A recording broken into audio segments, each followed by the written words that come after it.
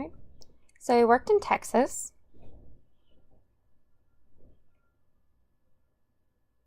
Then I worked for Warner Electric, and they were located in New York. I worked for them for about 6 years, and then Warner Electric changed their name to ATT. So I was one of 25 deaf people that worked there. And we all learned how to key punch, which is like typing. Now, we never seemed to have interpreters for meetings. So me and this other person, we'd always kind of sign to each other, and we actually became really close.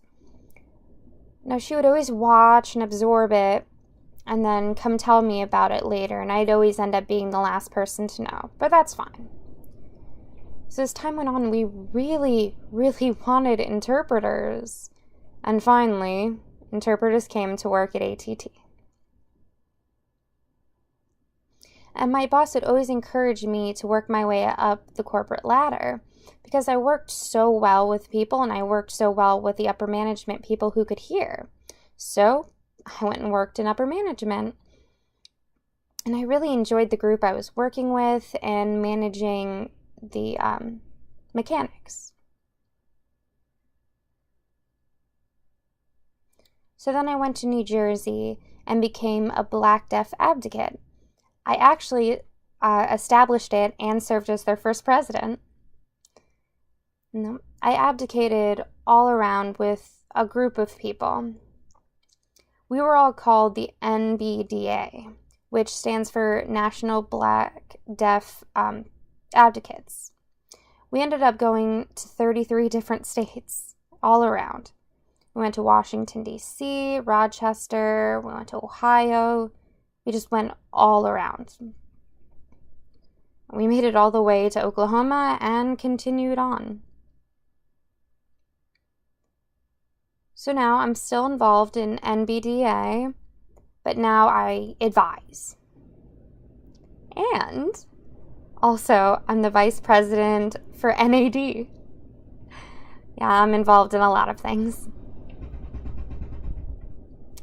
I really like to advocate for deaf rights, or if you need to demand an interpreter. Now, Black people need to be more involved in a lot of different things and in a lot of different places.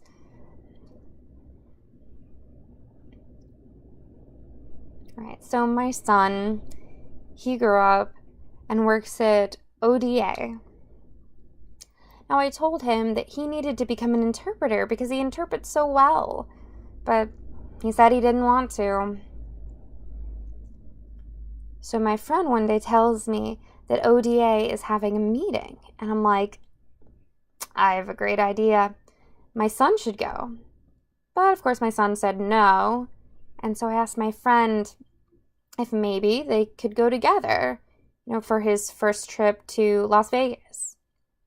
My son was furious, but I didn't much care. I bought the tickets, and I told him that the way I see it is you're going to go whether you like it or not. So he went for 1 week. There was no texting, no calls, nothing, which was fine.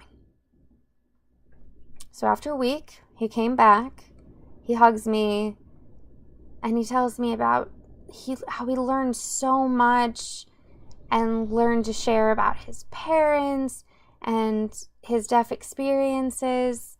And I told him he needs to go to UCC. And I'm like, you need to go to UCC and learn more about deaf culture and all the things that go with that and how your family's different, different from other families, how they're your family. He still was not convinced, and we went back and forth on it. But finally, he went.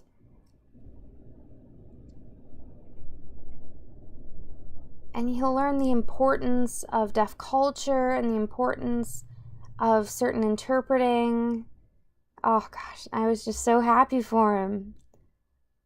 It was so wonderful.